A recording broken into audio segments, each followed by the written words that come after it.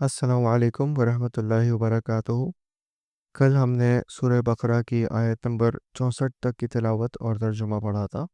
آج اس سے آگے شروع کرتے ہیں انشاءاللہ۔ اعوذ باللہ من الشیطان الرجیم، بسم اللہ الرحمن الرحیم۔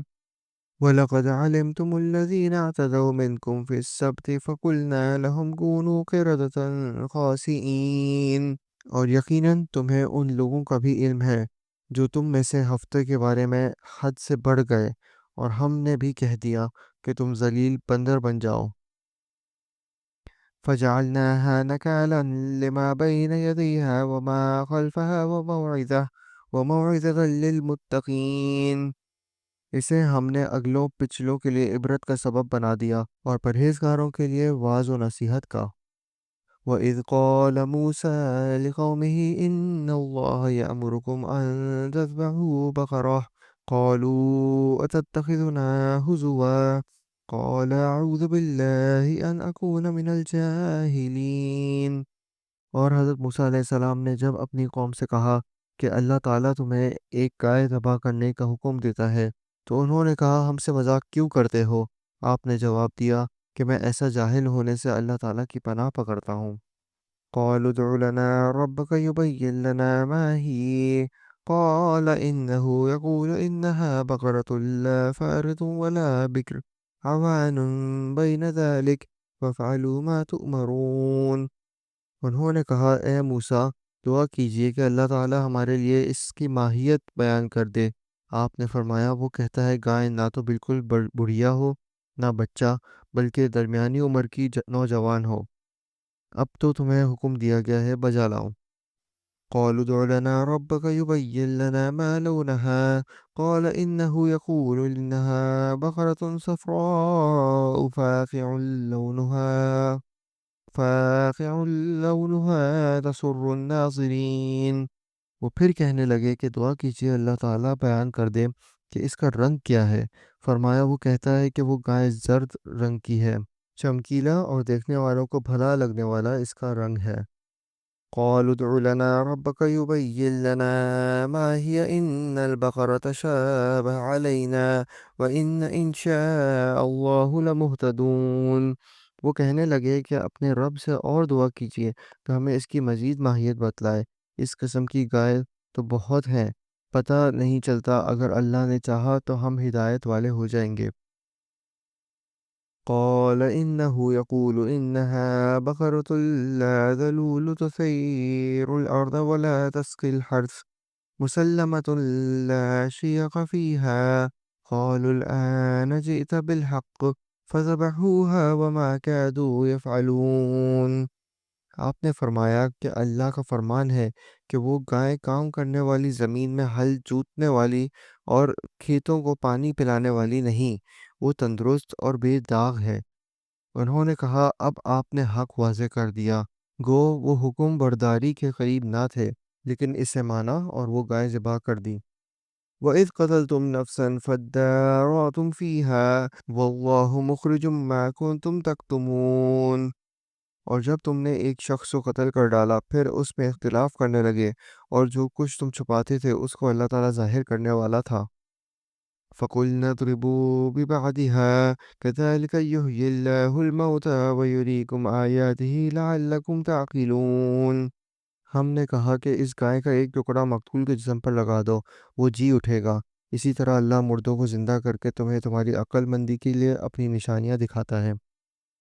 ثم قست قلوبكم من بعد ذلك فهي كالحجارة أو أشد قسوة وإن من الحجارة لما يتفجر منه الأنهار وإن منها لما يشقق فيخرج منه الماء وإن منها لما يهبط من خشية الله وما الله بغافل عما تعملون۔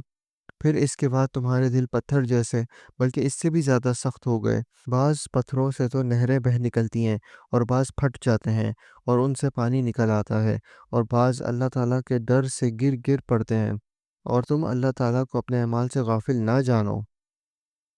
أفتطمعون أن يؤمنوا لكم وقد كان فريق منهم يسمعون كلام الله ثم يحرفونه من بعد ما عقلوه وهم يعلمون۔ مسلمانوں، کیا تمہاری خواہش ہے کہ یہ لوگ ایماندار بن جائیں، حالانکہ ان میں سے ایسے لوگ بھی ہیں جو کلام اللہ کو سن کر عقل و علم والے ہوتے ہوئے پھر بھی بدل ڈالا کرتے ہیں۔ وَإِذَا لَقُوا الَّذِينَ آمَنُوا قَالُوا آمَنَّا وَإِذَا خَلَا بَعْضُهُمْ إِلَىٰ بَعْضٍ قَالُوا أَتُحَدِّثُونَهُم بِمَا فَتَحَ اللَّهُ عَلَيْكُمْ لِيُحَاجُّوكُم بِهِ عِندَ رَبِّكُمْ أَفَلَا تَعْقِلُونَ۔ اور جب ایمان والوں سے ملتے ہیں تو اپنی ایمانداری ظاہر کرتے ہیں، اور جب آپس میں ملتے ہیں تو کہتے ہیں کہ مسلمانوں کو کیوں وہ باتیں پہنچاتے ہو جو اللہ تعالیٰ نے تمہیں سکھائی ہیں؟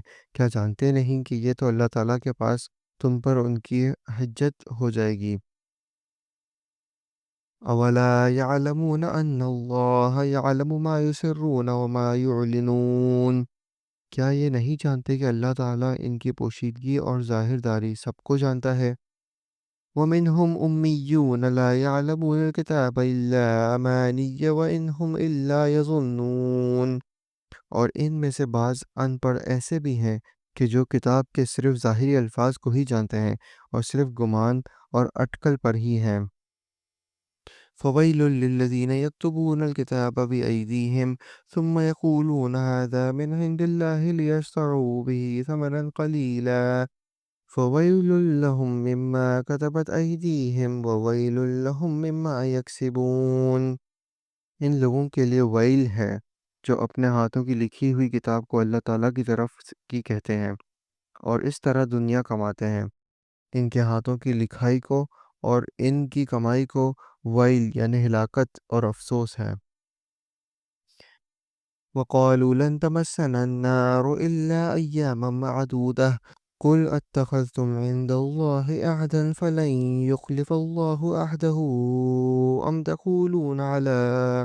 أَمْ تَقُولُونَ عَلَى اللَّهِ مَا لَا تَعْلَمُونَ۔ اور یہ لوگ کہتے ہیں کہ ہم تو صرف چند روز جہنم میں رہیں گے۔ ان سے کہو کہ کیا تمہارے پاس اللہ تعالیٰ کا کوئی پروانہ ہے؟ اگر ہے تو یقیناً اللہ تعالیٰ اپنے وعدے کی خلاف ورزی نہیں کرے گا، ہرگز نہیں، بلکہ تم تو اللہ کے ذمے وہ باتیں لگاتے ہو جنہیں تم نہیں جانتے۔ بَلَىٰ مَن كَسَبَ سَيِّئَةً وَأَحَاطَتْ بِهِ خَطِيئَتُهُ فَأُولَٰئِكَ أَصْحَابُ النَّارِ هُمْ فِيهَا خَالِدُونَ۔ یقیناً جس نے بھی برے کام کیے اور اس کی نافرمانیوں نے اسے گھیر لیا، وہ ہمیشہ کے لیے جہنمی ہے۔ وَالَّذِينَ آمَنُوا وَعَمِلُوا الصَّالِحَاتِ أُولَٰئِكَ أَصْحَابُ الْجَنَّةِ هُمْ فِيهَا خَالِدُونَ۔ اور جو لوگ ایمان لائیں اور نیک کام کریں وہ جنتی ہیں جو جنت میں ہمیشہ رہیں گے۔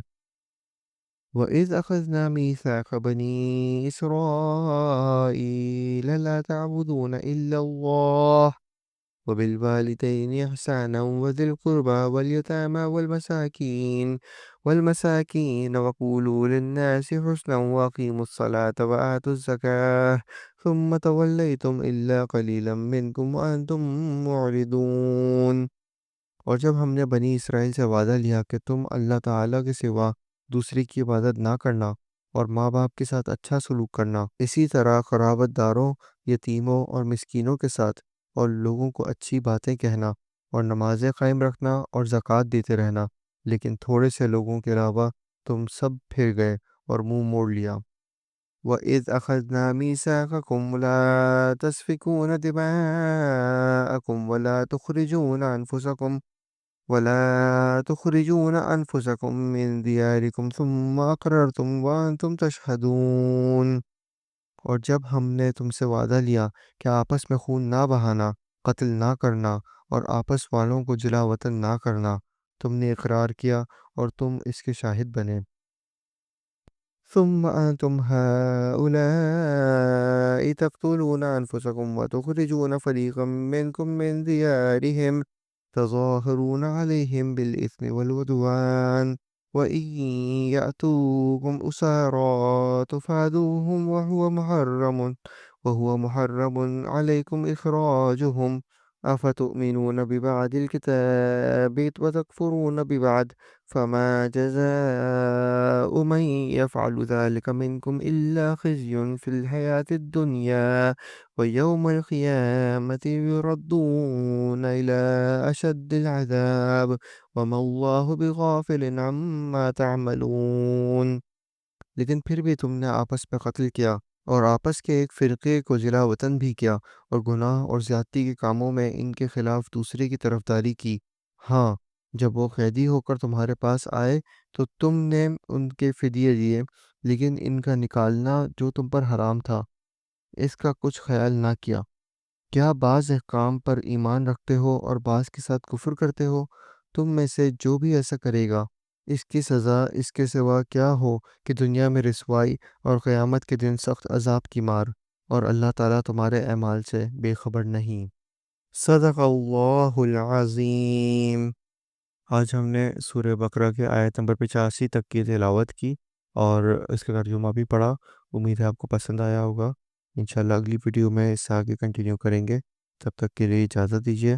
اللہ حافظ۔ السلام علیکم ورحمۃ اللہ وبرکاتہ۔